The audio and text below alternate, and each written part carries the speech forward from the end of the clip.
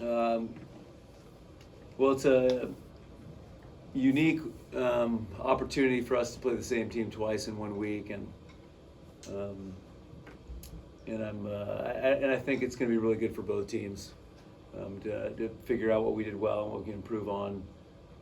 Just congrats to Sam and her staff. What an incredible team for year one in the ACC, and I know it looked easy at the end, but it was not. It was they gave us a lot to deal with defensively, and they served really tough, and I'm looking forward to a good game on Saturday and a tough atmosphere.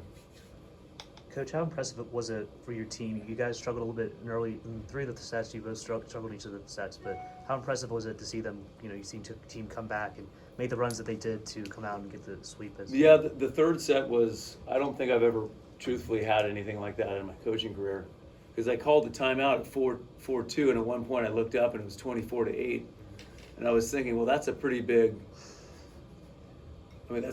shift.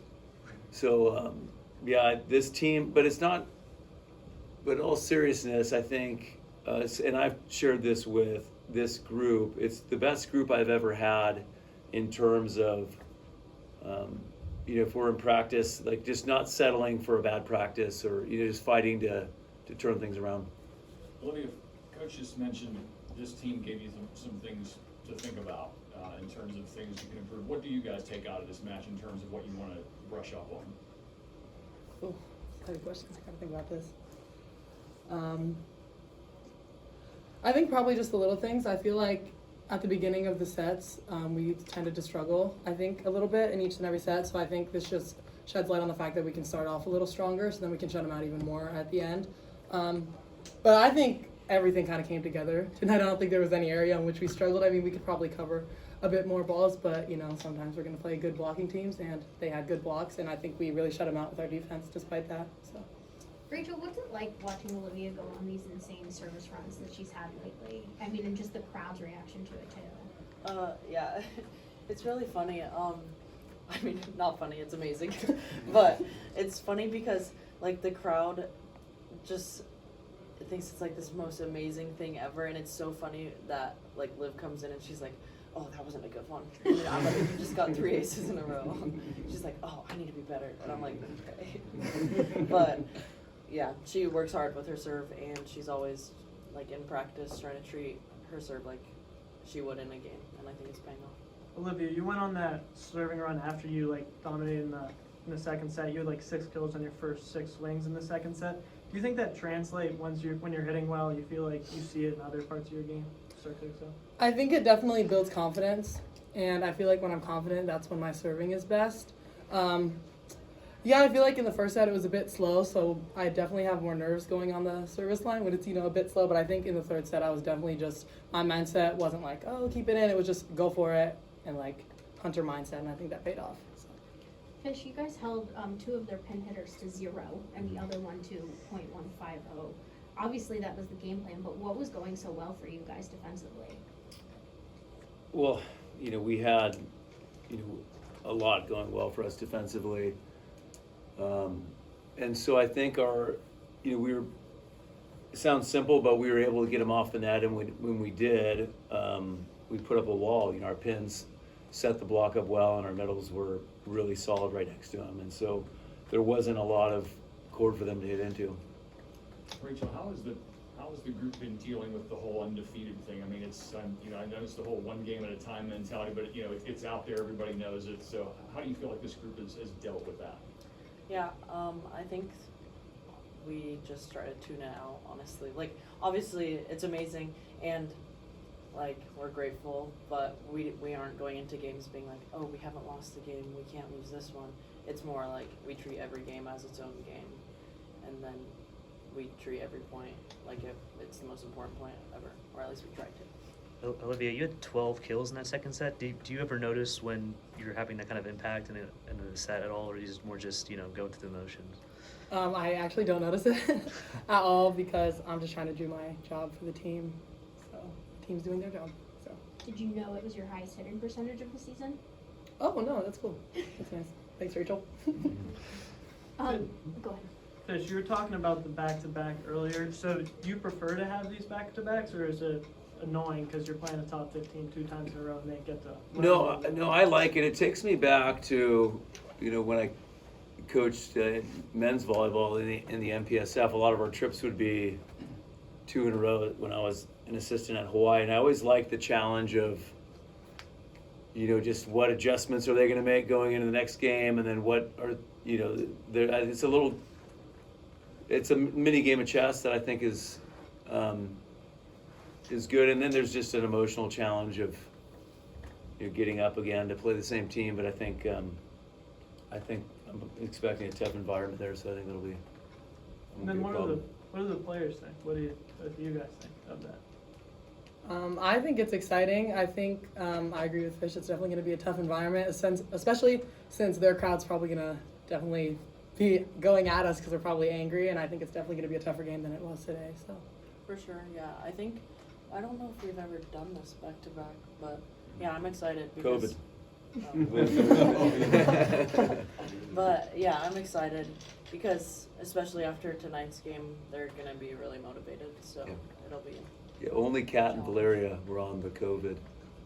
Oh yeah, you were in high school. Valeria had 14 digs today on top of her help everywhere else. I feel like I ask this all the time, but she's such an asset on the court. How specifically did you see her really kind of go everywhere today? Whoever. Okay. I think she had a huge impact on serving. I think that just really gave us a lot of momentum.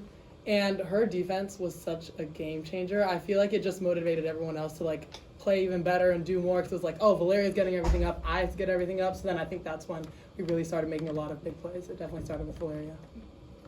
Coach, it seemed like everyone that went on the service line had a really good performance. Obviously, Olivia and Valeria, but also Rachel had a pretty good service run. And I think, what does it mean to have a team that seems like anyone can go up there and they can all do their job exactly what you want them to do?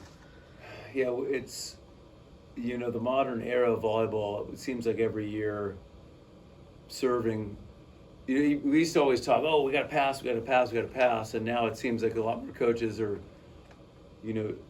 putting a lot more into training serving, and we want to be a team that can get our opponents stuck in every row, and starting off with a tough serve certainly helps.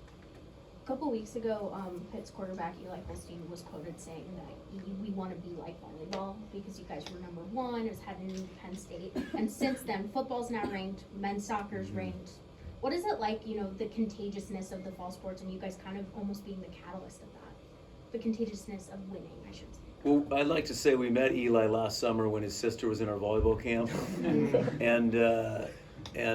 and so he was, really, he was there watching his sister, a really nice guy, and some really nice to see the season he's having. But I think their winning is contagious for sure, and winning cultures matter. For you guys, just what is it like being a part of this almost unprecedented fall sports season that Pitt is having with all of the great ranked teams as well as women's soccer doing really well? Whoever. Yeah. I feel like, it's really just inspiring, and it's also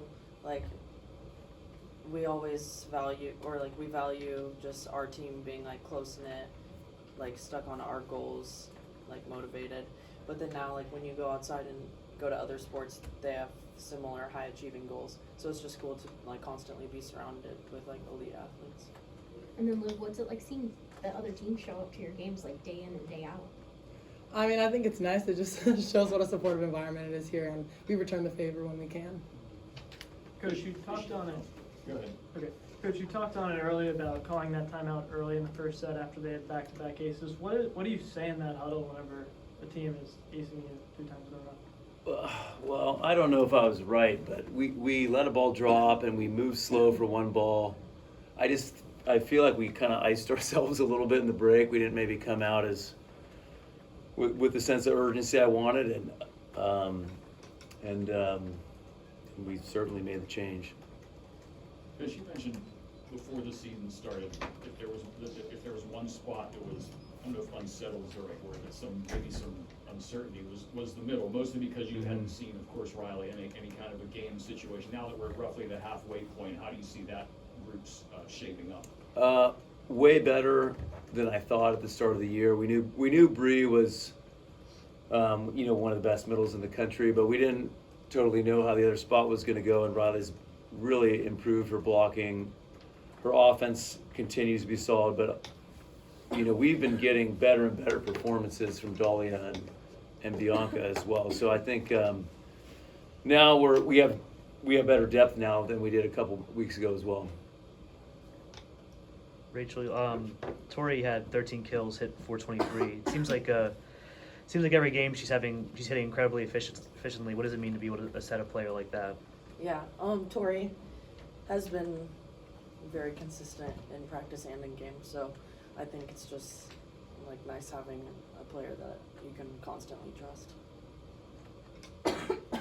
Sorry. Fish, was there a reason it was Dylan Griffin as the serving sub instead of Mallory? They're both so close. Dylan's in the last couple weeks has been a little bit stronger in terms of opponent passing, and so we can use them both interchangeably. Like one's a little better cross court, one's a little better straight. So, but mostly it was just because Dylan's been the last couple weeks has been slightly stronger, but they're both very good. Any last questions for coaches and athletes?